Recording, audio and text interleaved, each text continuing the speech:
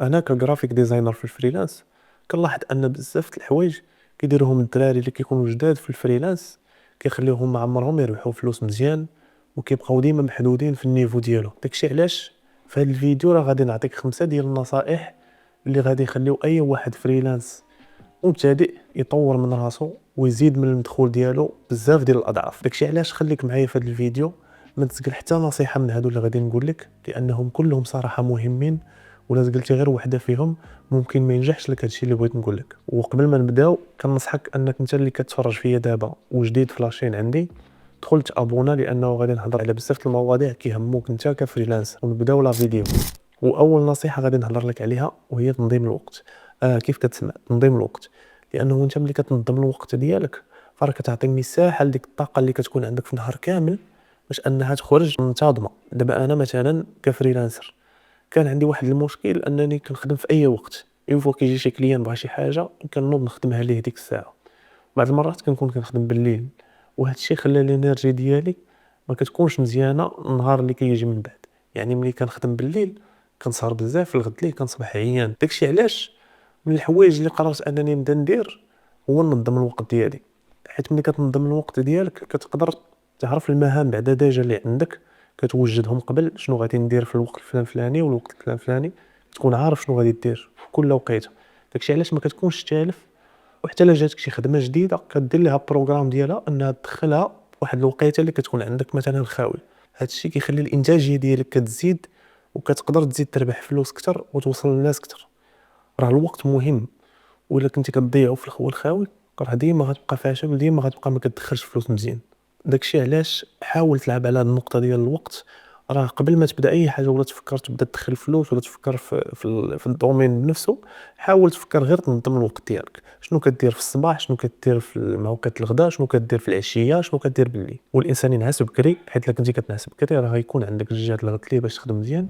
ثاني نصيحه اللي نقدر ننصحك بها وهي الهويه الشخصيه، يعني البيرسونال براندينغ.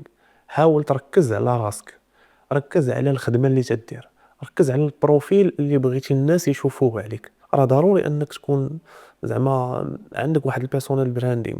وهذا البيرسونال براندينغ فين كيشوفوه الناس؟ كيشوفوه في لي ريزو سوسيو ديالك، في انستغرام ولا لينكدين، او لا حتى في المواقع اللي كتحط فيهم لي بورتفوليو ديالك بحال بيهانس او لا دريبل او لا بزاف د المواقع اللي كيخدموا فيهم الناس اونلاين. تماك فين كيتعرفوا عليك وكيشوفوا الشخصيه اللي عطيتيهم. مثلا عندك واحد النيش كدير البراندينغ او لا كدير اليو اي واليو اكس ديزاين، حاول تخلي الناس يتانسبيراو منك في هذا المجال. راه الناس كيشوفوا داكشي اللي كتبارطاجي معاهم. الا كنتي كدوي على اي حاجه واي موضوع فراه ما كيبقاش هذاك بروفيل بروفيسيونيل، وكتولي انت كيبان هذاك بروفيل ديال الانسان عادي. يعني انا ككليان ملي غندخل واخا لقى عندك مره كتلوح هذا الشيء ما غاديش نفكر انني نتعامل معاك، وغادي نقلب على شي واحد اللي عنده بروفيل اللي غادي يجذبني، اللي غيخليني نفكر انني نجرب الخدمه معك.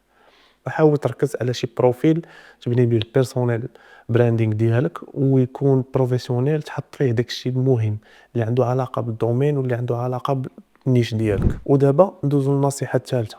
النصيحه الثالثه اللي نقدر نقول لك هي انه حاول تركز على الجوده وما تركزش على الكميه. انت كواحد ديزاينر سواء كنتي فريلانس او كنتي عاوتاني خدام في شي بوست، خاصك ديما تركز انك تتعلم. انت خاصك انت تطور في داك اللوجيسيال او في داك المجال بصفه عامه. حاول ديما تزيد لقدام، ديما تعرف حوايج جداد، لانه ملي كتطور من المهارات ديالك مباشره كيزيد الدخل ديالك. انت ملي كتحاول دير خدمه واعره وكتطور وكتحاول تصاوب شي حوايج مثلا ما كنتيش تقدر ديرهم، ما كتبقاش مقتصر غير على الكوبي كولي. حتى انا كنعرف بزاف راه كيهز الخدمه ديال شي حاجه شافها في الانترنت، بنتيريست وبيهانس، راه كيهزها كيدير لها كوبي كولي. ملي كتكون انت كتخدم بهذه الطريقه هذه اعرف انك انت راه تبقى محدود، حيت الكوبي كولي راه ماشي هو اللي دايم، ولكن اللي دايم هو دوك المهارات اللي كتعلم انت وكتطورهم. ماشي انا غير يلاه بديت كنعرف شويه في التولز ديال الفوتوشوب او الالستراتور صافي تما انا راه وليت ديزاينر. بالعكس راه انت خصك تطور من راسك وتعرف شي حوايج عندهم علاقه بكيفاش تركب هذاك الديزاين وشنو هما التفاصيل والمبادئ. هادشي كامل راه نقدر ندوي لكم عليه من بعد. هادشي راه مهم. يعني ملي كتولي عندك واحد العين فنيه وكتولي فنان كيف كيقولوا كتولي فنان، كتقدر انك توصل للكليان اللي غادي يخلصك مزيان على حساب المهارات اللي عندك، حيت كيقدر ديك الخدمه وعارف هذيك الخدمه ما يقدرش يصوبها لأي واحد. ولكن ملي كتكون الخدمه ديالك نتايا كوبي كولي اولا شي حاجه اللي بازيك، بطبيعه الحال الكليان راه غيعطيك فيها جوج ريال. واش كليان غيبقى يخلص شي واحد اللي باين مبتدئ، يعني باين هو ما تيعرفش مزيان وديك الخدمه كيصوب ليه على قد الحال؟ راه حنا عارفين ان السوق شنو كاين. الناس راه ما كيقدروش الخدمه العاديه، الناس كيقدروا الخدمه اللي كتكون واعره، كيفاش انت كتبريزونطي ديك الخدمه وكيفاش كدوي على خدمتك. هادشي اللي كيخليك انت تزيد في الدخل ديالك. اما الا كنتي حشومي وغير كتنقل وما باغيش تتعلم، بطبيعه الحال خاصك ترضى انك انت ما كتدخل والو، خاصك تقبلها. داكشي علاش حاول تركز على المهاره ديالك، حاول تركز على الجوده، حاول توصل لواحد النيفو طوب ديالك، وتماك فين غادي يبان لك كليان كيجي عندك، تماك فين تبان لك فلوس كتدخل. ودابا ندوزو للنقطه الرابعه واللي كتجي مباشره من بعد ما انك ركزتي على الجوده وما بقيتيش لاعب غير على الكميه. فوا كتطلع الكاليتي الخدمه ديالك، مباشره كيجيوك الناس من جميع الانواع كيبغيو يخدموا معك. وهنا فين كيكون المشكل، ملي كيجي عندك اي واحد يخدم معك وكتخدم معاه كلشي، راه هنا انت حطيتي راسك في واحد المشكل كبير، لانه ماشي اي واحد غيقدر هذيك الخدمه، وماشي اي واحد غادي يخلصك بالثمن اللي انت كتستحق. راه كاينين بزاف ديال الناس باغيين يخدموا مع شي واحد ويستغلوه، كيحاول يربح منك هو ماشي انت اللي تربح معاه. هنا فين كيكون المشكل. واللي كيكون يلاه بادي في الدومين سورتو الفريلانس ما كيكونش عارف هادشي، وكيفرح كيشوف بزاف د الناس، ولكن هو راه ديك الساعه راه طايح في اكبر فخ، لانه اكثريه ديال هادوك غيستغلوه، سوا ما غيخلصوش اولا غادي يمحلو. انا نصيحتي لك، حاول تلقى الكليان اللي كيناسبك، من ناحيه الفلوس اللي غادي يخلصك، كليان اللي غادي يقدر ديك الخدمه وغيخلصك عليها مزيان، لا من ناحيه العقليه كيتفاهم معاك، كليان اللي كيقدر داكشي اللي كتعطيه وتحترم لك وقتك وتحترم لك المجهود وتعترف بديك الخدمه اللي كتخدم ليه انت. ماشي كليان اللي كيحتقر لك الخدمه.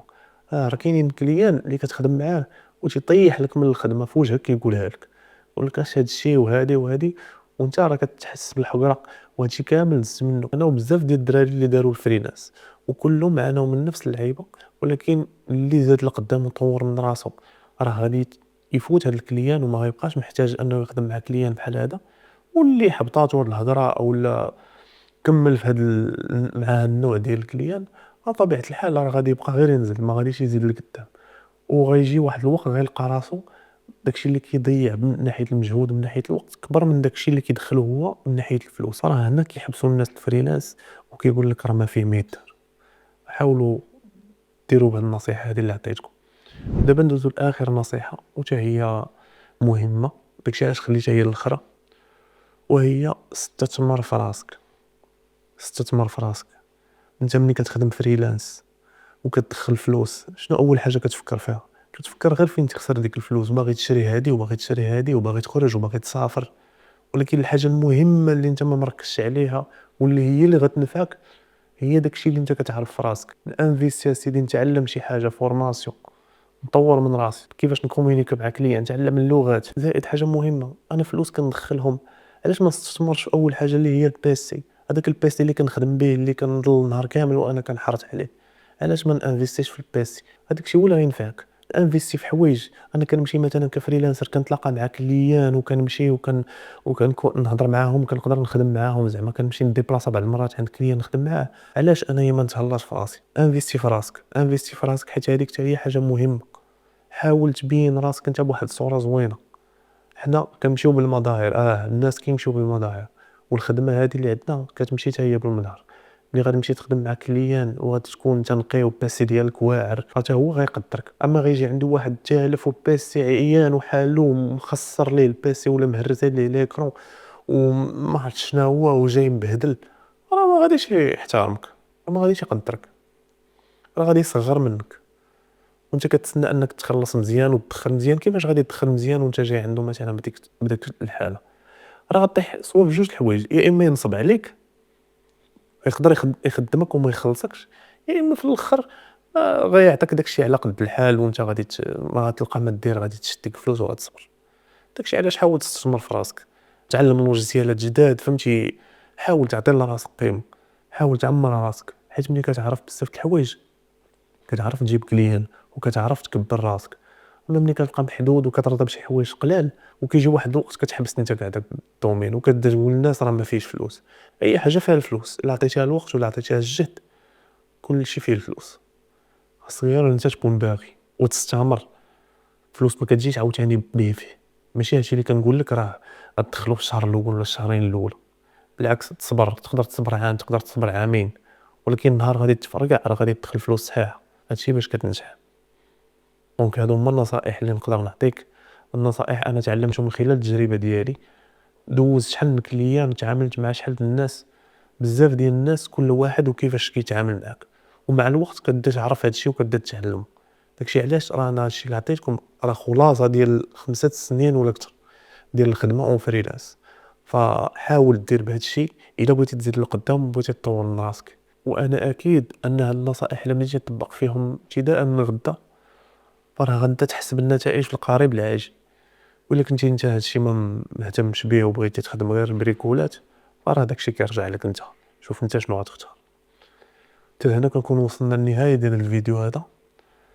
اذا كنتي انتريسي بهاد المواضيع فكنصحك انك تدخل تابونا عندي في لاشين، خلي لي الكومونتير ديالك شنو عجبك في الفيديو شنو اللي ما عجبكش. هادشي اللي كاين. شكرا لكم بزاف وتهلاو، تلقاو في الفيديو الجاي.